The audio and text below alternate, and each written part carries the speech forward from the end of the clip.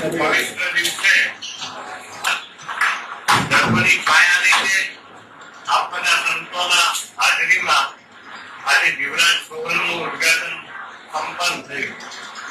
સાથે સાથે બ્રહ્મલીન લઘુમાન શ્રી જગદીશ બાપુનો ભદ્રોત્સવ નિમિત્તે આપણે બધા જયારે એકત્રિત થયા છીએ ત્યારે પૂજ્ય જીવરાજ બાપુની ભાષાને હું શબ્દ રૂપે આપની પાસે વર્ણવું. પરમ શ્રદ્ધેય સંતો, આચાર્યો, ભક્તો અને આવંતિક સેવકો સર્વેને આવકારતા આનંદ અનુભવું છું અને સંતોના ચરણોમાં પ્રણામ કરું છું. આપ બધા સુખી છો કે પૂજ્યશ્રી આંબા વિચારની જગ્યા સૌરાષ્ટ્રમાં સતત 13 દીન દુખિયાની સેવા દ્વારા માનવ સમાજમાં સંસ્થાનું કેન્દ્ર રહી છે.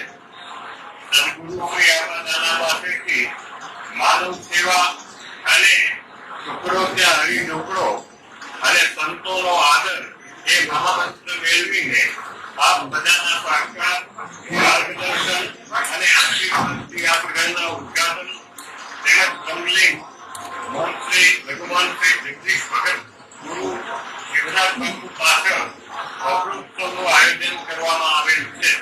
ત્યારે આપ બધા ઉપસ્થિત રહી મને સહકાર આપવા અને અહીંયાની ઊંઘ આપવા પધાર્યા છો ત્યારે હું ધન્યતા અને આનંદ અનુભવું છું.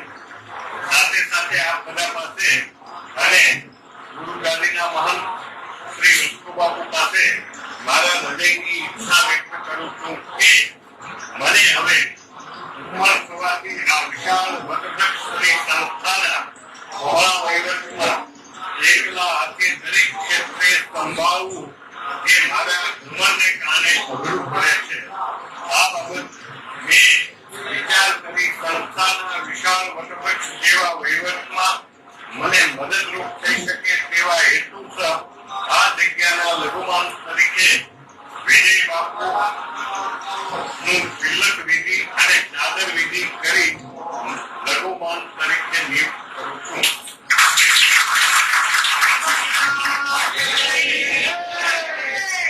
આપ બધા મારી આ શુભ ભાવનાને સહકાર આપી આ આપનું કાર્ય ગણી સંમતિ આપી અને લઘુ મહંતને આશીર્વાદ આપી આપ બધા આ બાબતમાં મને સહકાર આપવા નમ્ર વિનંતી સાથે સંતોના ચરણોમાં પ્રણામ કરું છું.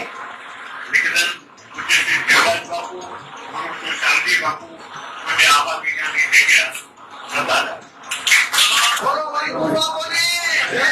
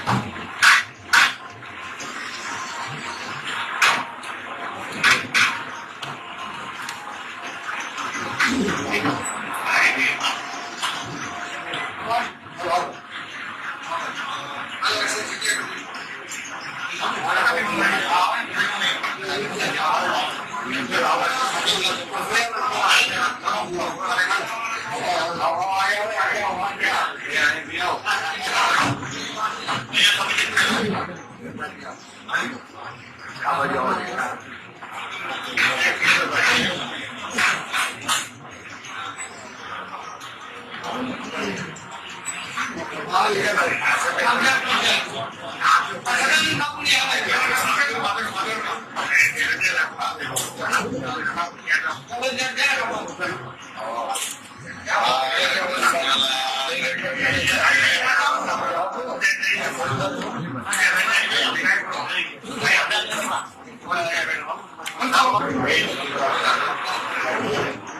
ભલે ભલે